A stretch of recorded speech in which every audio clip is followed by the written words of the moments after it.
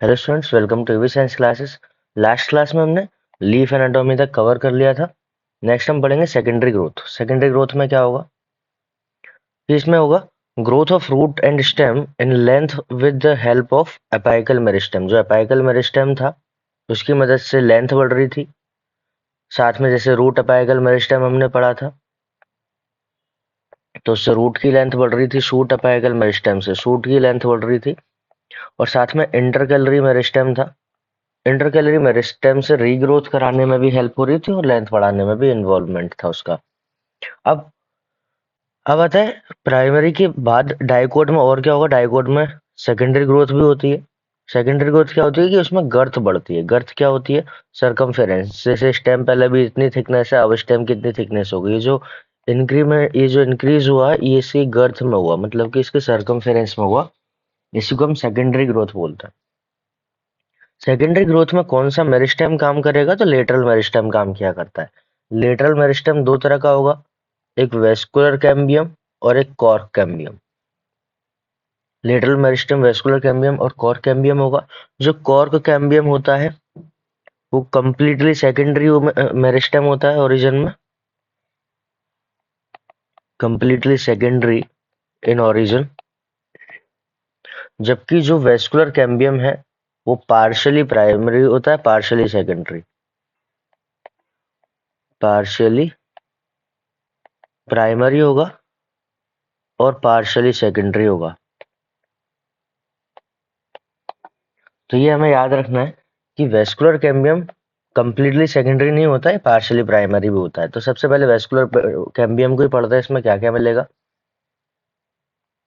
Vascular layer that is responsible for the cutting of. Cutting of का मतलब होता है सेल्स को बनाना, नई सेल्स बनाना, इसका मतलब होता है। The meristematic layer that responsible for the cutting of vascular tissue. Vascular tissue बनाने के लिए जो रेस्पॉन्सिबल है, कौन कौन से? जाइलम और फिलोएम। उसको हम वेस्कुलर कैम्बियम बोलते हैं। वो कैम्बियम जो कि जाइलम और फिलोएम बना है, बाहर की तरफ फिलोएम, अंदर की तरफ जाइलम बना है, तो उसको हम बोल देते हैं वेस्कुलर कैम्बियम। फिर क्या होगा? अब वेस्कुलर कैम्बियम क्या है? In young stem present in patches. Vascular cambium जो है यंग स्टेम में पैचेस की फॉर्म में प्रेजेंट होती है as a single layer between xylem and phloem. Xylem और फ्लोएम के बीच में सिंगल लेयर के रूप में ये प्रेजेंट होगी। Later it forms complete ring. बाद में कंप्लीट रिंग बनाती है। पहले पैचेस की फॉर्म में होगी कुछ इस प्रकार से,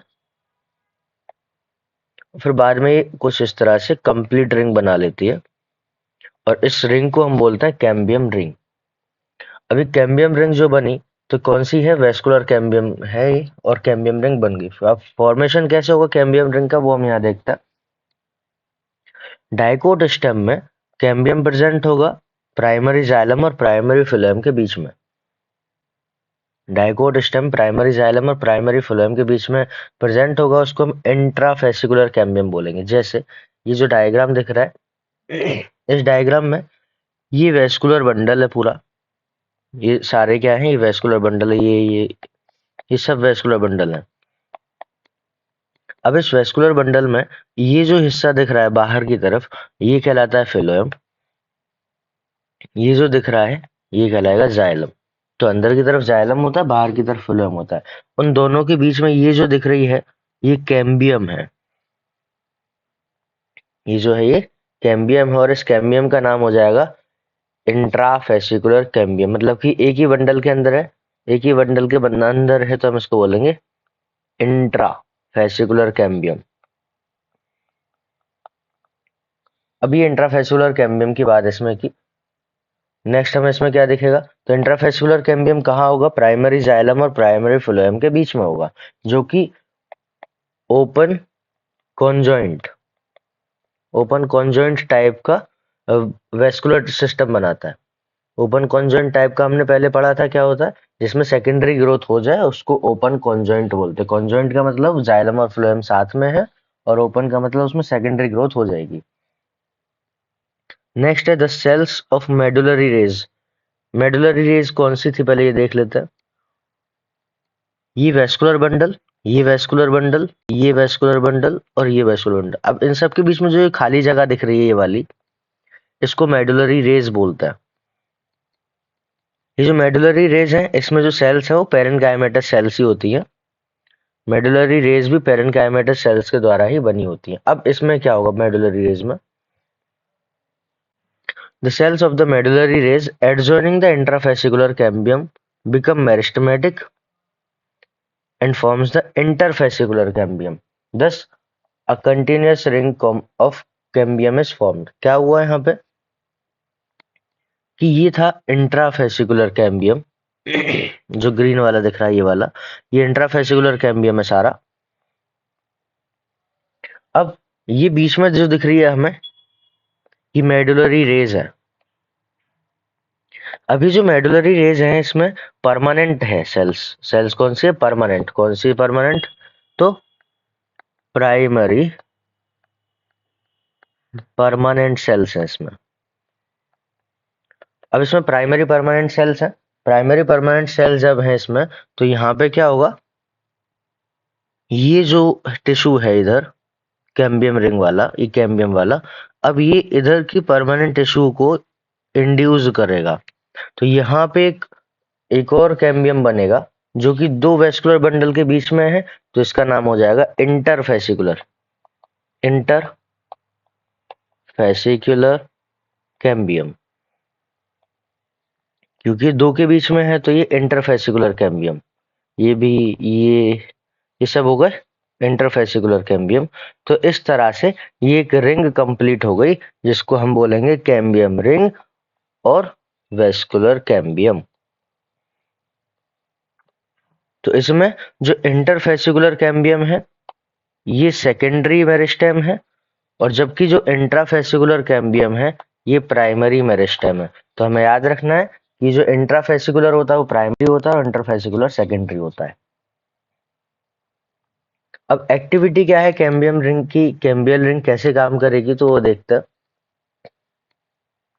cambial ring become active and begins to cut off new sales. Cambium ring active होती है और नई सेल बनाने शुरू करती है। अब नई सेल कैसे बनाएगी, जैसे ये एक कैम्बियम रिंग का हिस्सा है, इधर भी ये कैम्बियम बना रही है नई सेल्स और इधर भी नई सेल्स बना रही है, इधर भी नई सेल्स बना रही है, तो दोनों तरफ नई सेल्स बनाएगी। तो ये हमें याद रखना है। तो इस तरह से नई सेल्स बनाती है। अब क्या होगा, the cambial ring become active and being cut off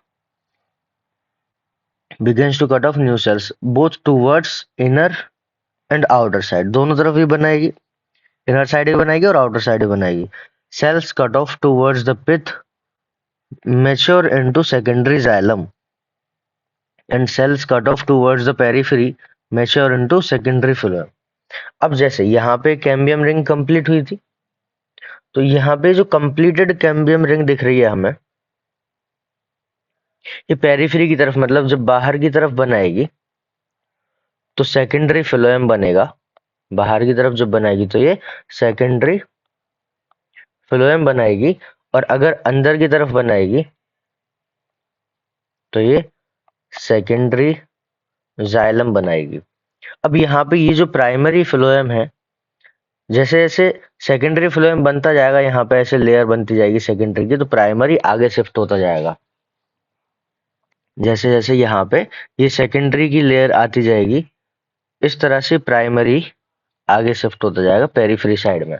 अब सेकेंडरी फ्लोएम बन रहा है अंदर की तरफ, मतलब सेकेंडरी फ्लोएम यहाँ बनता जाएगा, प्राइमरी फ्लोएम बाहर की तरफ जाता जाएगा। इसी तरह से सेकेंडरी जाइलम यहाँ बनता जाएगा और सेकेंडरी प्राइमरी जाइलम सेंटर की तरफ जाता जाएगा।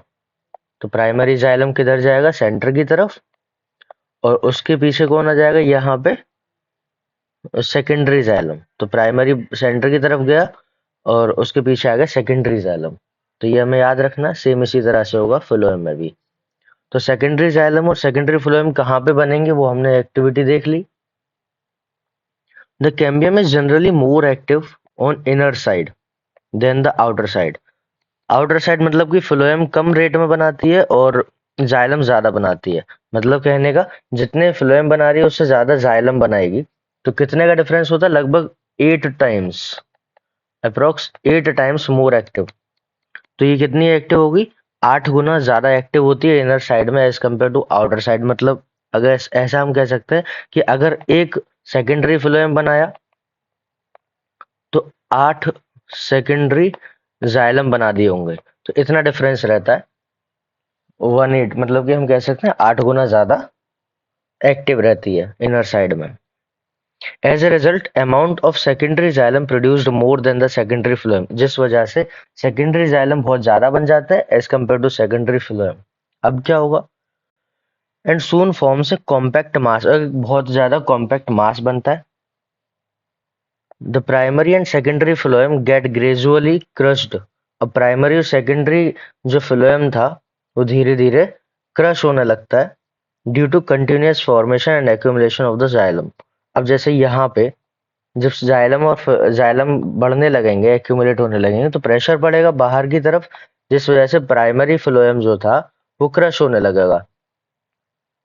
अब प्राइमरी फ्लोएम जब क्रश होने लगा, जैसे यहाँ से ये थी कैम्बियम रिंग, इस कैम्बियम रिंग से बाहर की तरफ बन रहा है सेकेंडरी फ्लोएम और अंदर की तरफ बन रहा है सेकेंडरी जाइलम। तो सेकेंडरी फ्लोएम की बस यही लेयर बन पाई है और सारा जो प्राइमरी फ्लोएम था बाहर वाला वो क्रश होता जा रहा है। तो ये जो प्राइमरी फ्लोएम था यहाँ से बस इतना बचा, भी क्रश होता जा रहा है और ये पूरा सेकेंडरी जाइलम भरा हुआ है। और ये जो दिख रहा है ये प्राइमरी जाइलम है। और ये प्राइमरी फ्लोएम का है, ये प्राइमरी फ्लोएम है जो थोड़े से बाहर रह गए। अब ये भी प्रेशर की वजह से क्रश हो जाएंगे।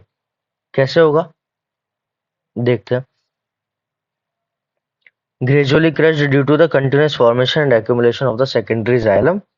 The primary xylem, however, remains more or less intact in or around the center. Centre के पास ही रहेगा प्राइमरी जाइलम। प्राइमरी जाइलम कहाँ जाएगा? ये ऐसे प्रेशर पड़ेगा तो प्राइमरी जाइलम अंदर की तरफ जा रहा है, ये अंदर की तरफ आ गया सेंटर की तरफ।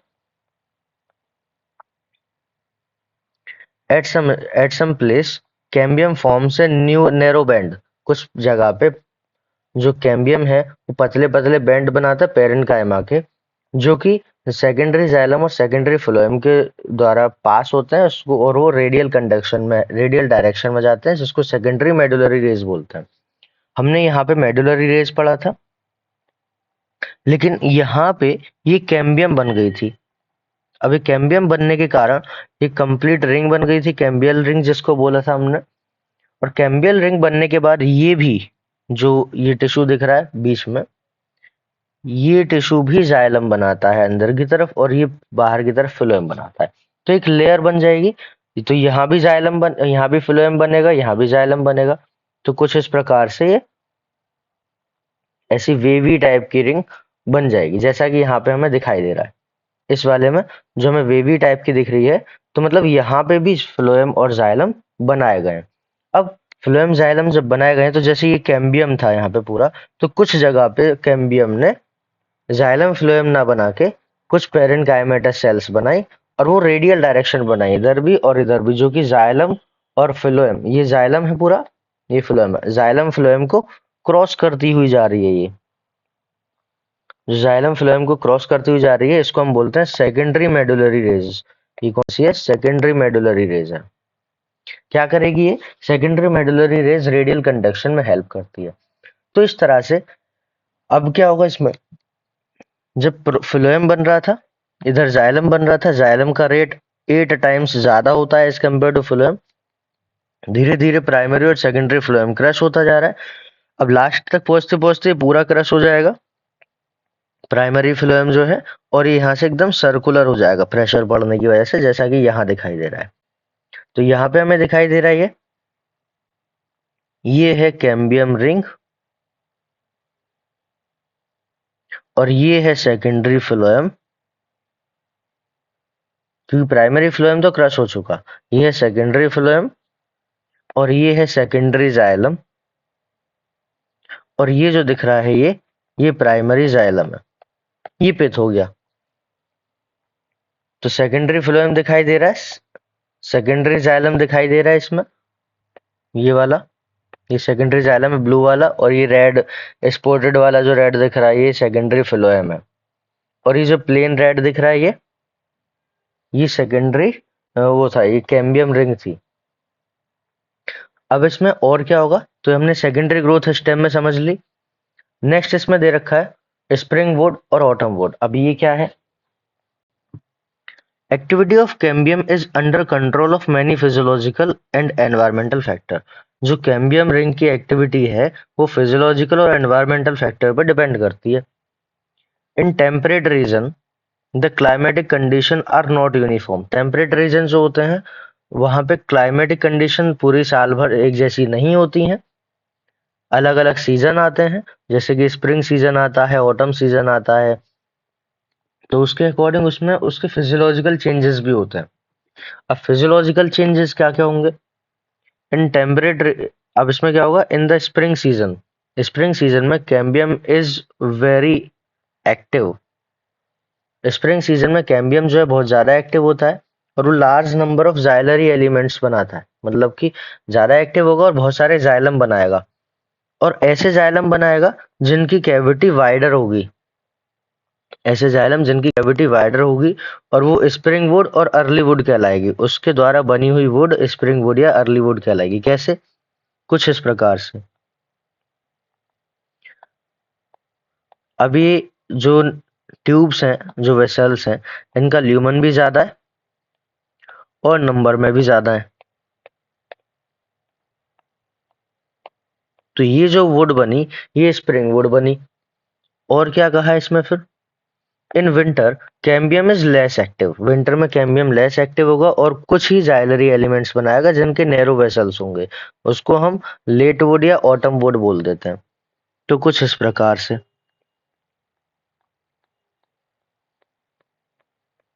नैरो ट्यूब्स दिखाई दे रही हैं, और साथ में एक्टिव कम है इसलिए नैरो ट्यूब्स बना रहा है। अब क्या होगा, the spring would is lighter in colour. अगर हम इसमें देखें तो ये इसकी डेंसिटी कम है, लो डेंसिटी। तो लो डेंसिटी की वजह से कलर कैसा हो गया, लाइट हो गया। जबकि इसकी डेंसिटी जो दिख रही है हमें इसके कंपेयर में ज्यादा है, तो हम कहेंगे हाई डेंसिटी और डार्क कलर। तो हाई डेंसिटी डार्क कलर और लो डेंसिटी लाइट कलर। तो हमें याद रखना है कि अर्ली वुड में डेंसिटी कम होती है और लेट वुड में ज्यादा होती है। लेट वुड ऑटम वुड को बोलते हैं, अर्ली वुड स्प्रिंग वुड को बोल देते हैं। Spring would is lighter in color and has a lower density, whereas autumn wood is darker in color and has high density। तो autumn wood dark color में इसलिए है क्योंकि उसकी डेंसिटी ज्यादा होती है। Two kinds of wood appear as alternate concentric rings। अब एक लाइट एक डार्क रिंग आ गई, फिर एक लाइट आ गई, फिर डार्क आ गई, फिर लाइट आ गई, फिर डार्क आ गई। तो इस तरह से अल्टरनेट कोसेंट्रिक, कोसेंट्रिक मतलब सबका सेंटर सेम है, ये सेंटर है, तो ये light dark light dark light dark light dark, इसलिए ऐसे चलती रहेगी। अब कोसेंट्रिक सबका सेंटर सेम है, और ये बन जाएंगी एनुअल रिंग्स। एक साल में एक स्प्रिंग सीजन आता है और एक ऑटम सीजन आता है। स्प्रिंग सीजन में लाइट वाली बनेगी, और डार्क सीजन में जो डार्क वाली है वो बनती है। तो लाइट रिंग और डार्क रिंग अल्टरनेट मैनर में आई, तो उससे हम एज एस्टिमेट कर सकते हैं, इस प्लांट की एज एस्टिमेट कर सकते हैं। अब आता है हार्डवुड और sapwood.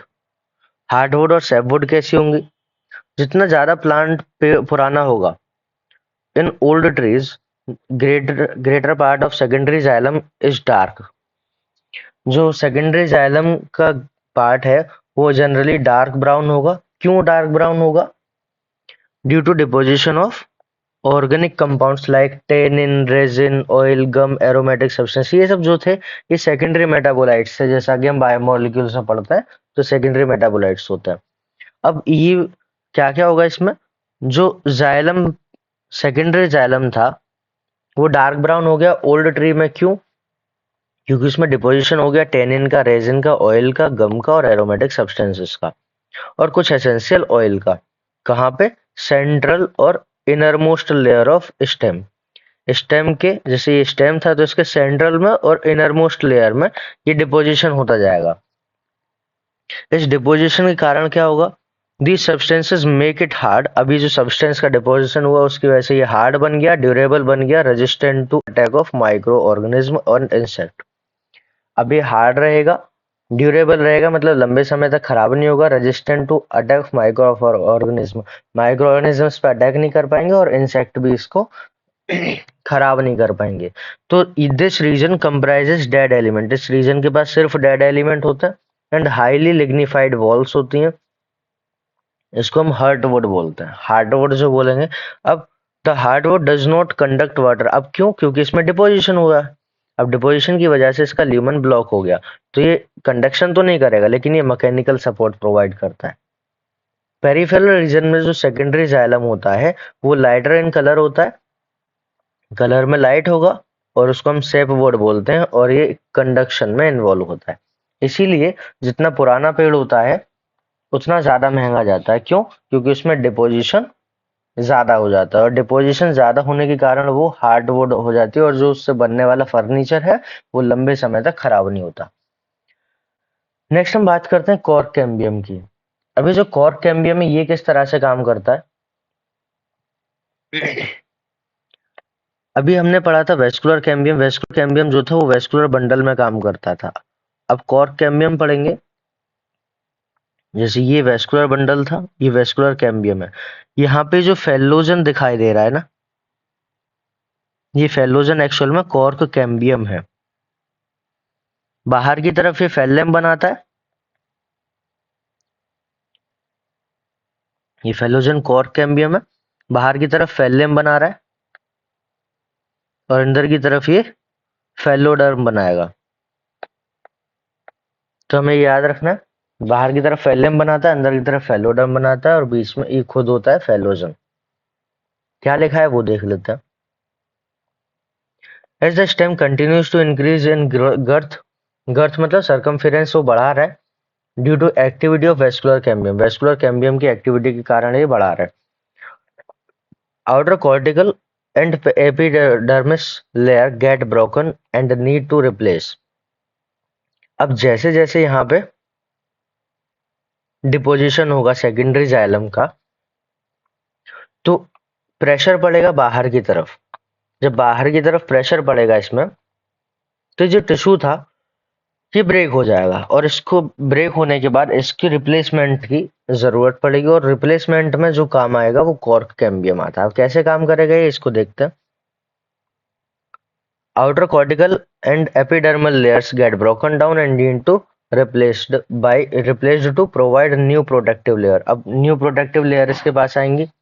Hence, sooner or later, another meristematic tissue called the cork cambium, जो कॉर्क कैम्बियम है वो बनेगा, और कॉर्क कैम्बियम को फेलोजन बोलते हैं। कॉर्क कैम्बियम को हम फेलोजन बोलते हैं।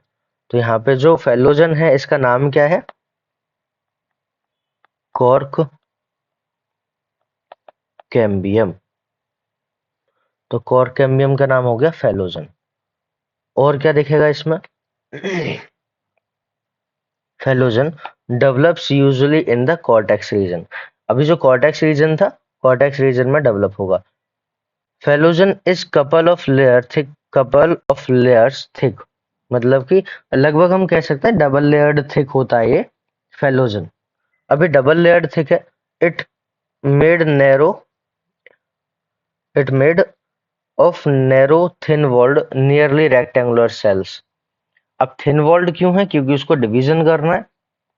अब narrow thin walled nearly rectangular cells, तो हमें याद रखना है कि जो फेलोजन है उसमें रेक्टेंगुलर सेल्स होती हैं लगभग।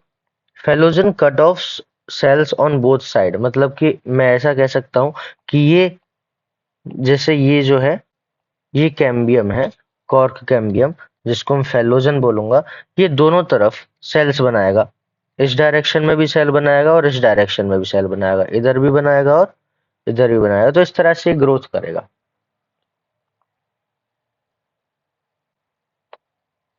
और क्या होगा इसमें फिर?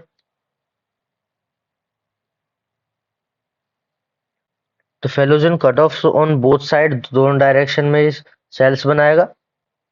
Outer cell differentiated into cork phellem, जो बाहर की तरफ बना रहा है वो फेलम कहलाएगा, और जो अंदर की तरफ बनाएगा वो सेकेंडरी कॉर्टेक्स या फेलोजन कहलाएगा। मतलब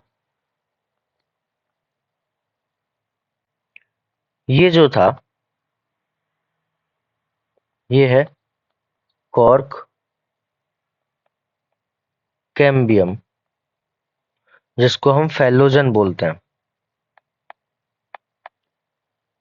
अब ये जब बाहर की तरफ लेयर्स बनाएगा,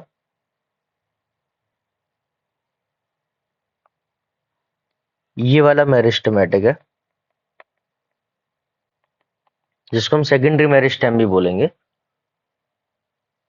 अब बाहर की तरफ बनाया इसने कॉर्क, और इसको हम बोलते हैं फेलेम। कॉर्क को हम बोलेंगे फेलेम। ये कॉर्क आ गया, इसने बनाया फेलेम, और अंदर की तरफ ये बनाएगा secondary xylem, secondary cortex, sorry, secondary cortex. और ये सेकेंडरी कॉर्टेक्स कहलाएगा फेलोडर्म। मतलब इसने बाहर की तरफ बनाई, ये आउटर साइड है और ये इनर साइड है। तो इसने बाहर की तरफ बनाया कॉर्क, जो कि फेलम कहलाएगा, और अंदर की तरफ बनाया इसने सेकेंडरी कॉर्टेक्स, जो कि फेलोडर्म कहलाएगा। तो इसकी डायरेक्शन हमें याद रखनी है, बाहर से अंदर की तरफ हम आएंगे। सबसे बाहर कॉर्क, फिर कॉर्क कैम्बियम, और फिर सेकेंडरी कॉर्टेक्स। अगर अंदर से बाहर की तरफ डायरेक्शन पूछे तो सेकेंडरी कॉर्टेक्स, फिर कॉर्क कैम्बियम, और फिर कॉर्क। इसी तरह से इसके रेस्पेक्ट में फेलम, फेलोजन, फेलोडर्म, और अंदर से बाहर पूछे तो फेलोडर्म, फेलोजन और फेलेम। तो ये हमें याद रखनी है। अब इन तीनों को मिला के हम पेरिडर्म बोल देते हैं। मतलब फेलेम, फेलोजन और फेलोडर्म को मिला के हम पेरिडर्म बोल देते हैं। क्या होगा इसमें? The cork is impervious to water due to suberin deposition. Cork जो है सोवेरिन डिपोजिशन के कारण पानी के लिए इम्परमेबल होता है। सेल्स जो है सेकेंडरी कॉर्टेक्स की, वो पेरेन्काइमेटस सेल्स होती है। हमें ये भी याद रखना है कि जो सेकेंडरी कॉर्टेक्स था वो पेरेन्काइमा का बना होता है, जबकि कॉर्क के पास सुबेरिन का डिपोजिशन होता है, और सुबेरिन की डिपोजिशन की वजह से पानी के लिए इम्परमेबल है ये। फेलोजन, फेलेम और phelloderm collectively known as the periderm. Due to the activity of the cork cambium, pressure buildup। अब कॉर्क कैम्बियम की एक्टिविटी के कारण प्रेशर बिल्डअप होगा। Pressure buildup on the remaining layers. अब बाहर की रिमाइनिंग लेयर्स पे प्रेशर बनेगा, फिर उससे क्या होगा to the phellogen, and ultimately these layer die and slot off. बाद में ये जब ज्यादा प्रेशर पड़ेगा फेलोजन, तो ये क्या करेगी, ये मर जाएगी लास्ट में और टूट जाएगी। स्लॉट ऑफ का मतलब टूट जाएगी, और ये बार्क बनेगी। ये कुछ वो वाली स्ट्रक्चर हो गई, जैसा कि पेड़ के ऊपर कुछ इस तरह से जो स्ट्रक्चर दिख जाती है, टूटी हुई जो बार्क होती है, इसकी बात कर रहा है।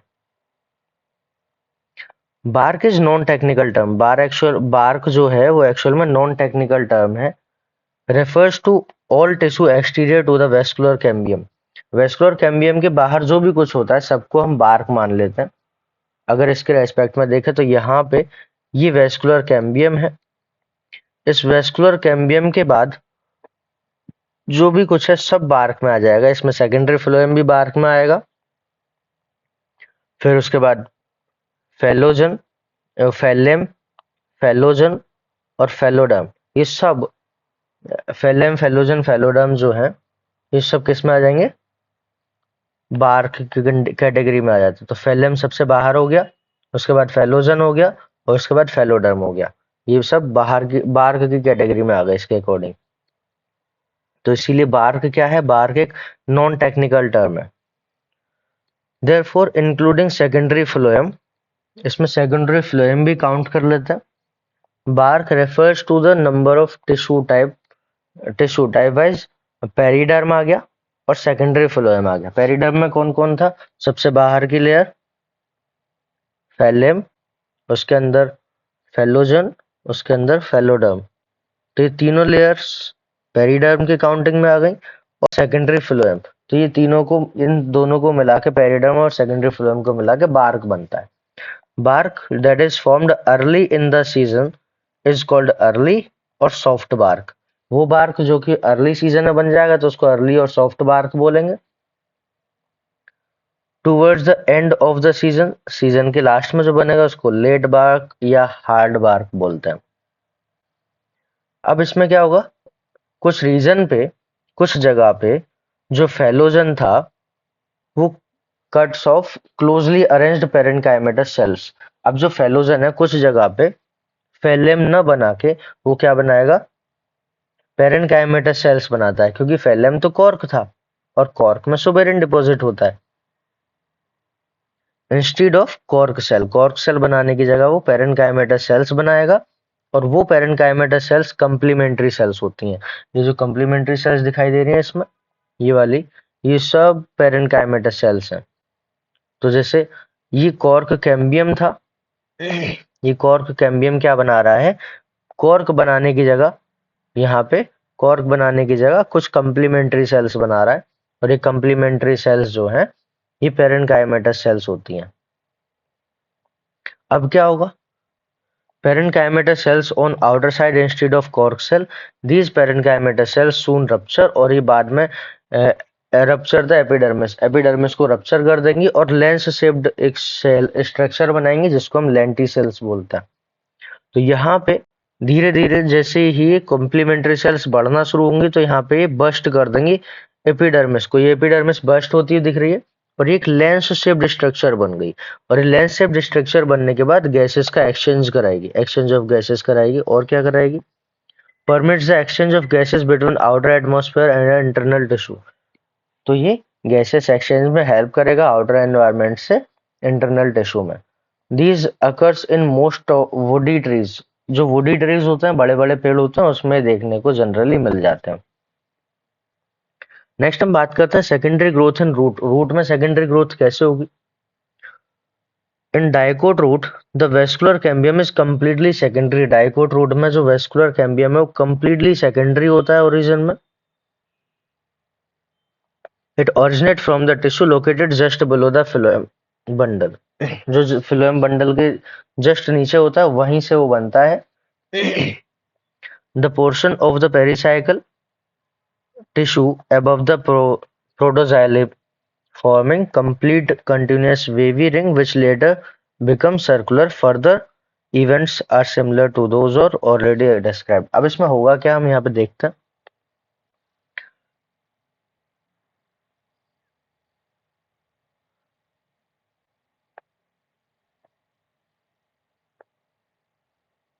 ये हमने बनाया रूट की स्ट्रक्चर।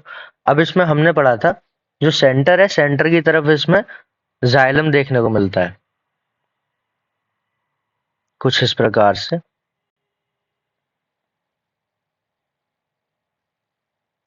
ये जाइलम था,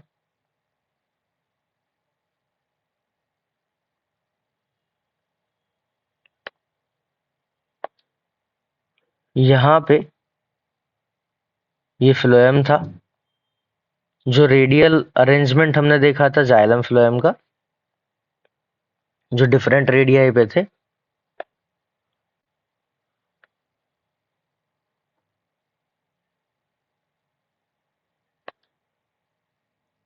तो ये जाइलम हो गया, ये फ्लोएम हो गया। और ये जो बीच का टिश्यू बचा इसको बोलते हैं कंजक्टिव टिश्यू। जाइलम फ्लोएम के जो बीच का टिश्यू बचा इसको बोलते हैं कंजक्टिव टिश्यू। अब कंजक्टिव टिश्यू में क्या होगा, और ये बाहर की तरफ जो थी ये थी पेरिसाइकिल। ये बाहर की तरफ कौन है, ये पेरिसाइकिल है। तो कंजक्टिव टिश्यू हो गया ये पूरा कंजक्टिव टिश्यू है, ये पिथ है बीच में, और ये पेरिसाइकिल है। अब इसमें क्या होगा,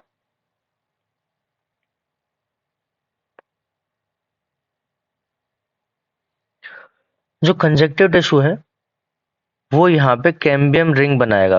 अब कैसे बनाएगा, तो पहले यहां से कंजक्टिव टिश्यू कैम्बियम बनाएगा, ये कैम्बियम बना, ये कैम्बियम बना और ये कैम्बियम बना। बाहर की तरफ हमने पढ़ा था ये पेरिसाइकिल है।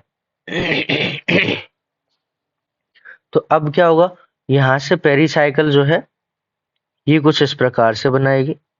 ये पेरिसाइकिल ने बनाया, ऐसे ये हिस्सा पेरिसाइकिल ने बनाया, ये वाला पेरिसाइकिल ने बनाया और ये भी पेरिसाइकिल ने बनाया। तो इस तरह से ये जो कैम्बियम बना ये वेवी फॉर्म में बना, वेव फॉर्म में कुछ इस प्रकार से।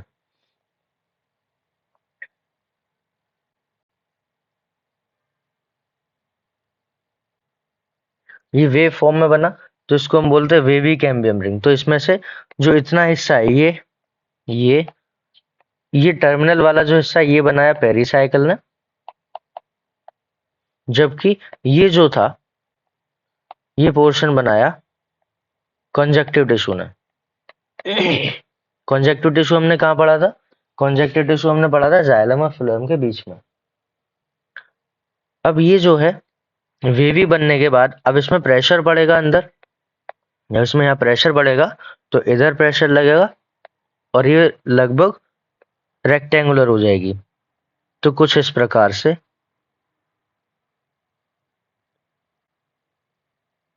रेक्टेंगुलर हो जाएगी। रेक्टेंगुलर होने के बाद अभी और प्रेशर पड़ेगा क्योंकि ग्रोथ हो रही है, सेकेंडरी ग्रोथ हो रही है। तो अब जब और ज्यादा प्रेशर पड़ेगा तो ये सर्कुलर हो जाएगी बाद में जाके। अगर इसको डायग्रामेटिक देखें तो यहाँ पे ये हमें कैम्बियम रिंग वेवी दिख रही है पहले,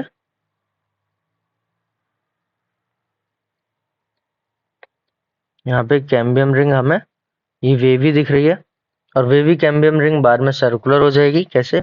अभी वेवी कैम्बियम रिंग दिख रही है यहाँ पे, पहले रेक्टेंगुलर बनती है फिर उसके बाद ये कॉर्टेक्स ऐसे बना दिया, वेस्कुलर कैम्बियम में सर्कुलर हो गया और लास्ट में जाके सेकेंडरी ग्रोथ कर रही है। अंदर की तरफ सेकेंडरी जाइलम बना रही है, सेकेंडरी जाइलम बनाया पूरा और बाहर की तरफ इसने सेकेंडरी फ्लोएम बनाया। तो इस तरह से रूट में सेकेंडरी ग्रोथ देखी हमने। Secondary growth also occurs in stem and root of gymnosperm. Secondary growth जो है जिम्नोस्पर्म के भी रूट स्टेम में देखने को मिलती है। तो secondary growth also occurs in stem of root of gymnosperm. However, secondary growth does not occurs in monocote. Monocot में ना तो स्टेम में होती है ना ही रूट में होती है, तो सेकेंडरी ग्रोथ मोनोकोट में नहीं होगी। इस तरह से चैप्टर कंप्लीट हुआ। Thank you.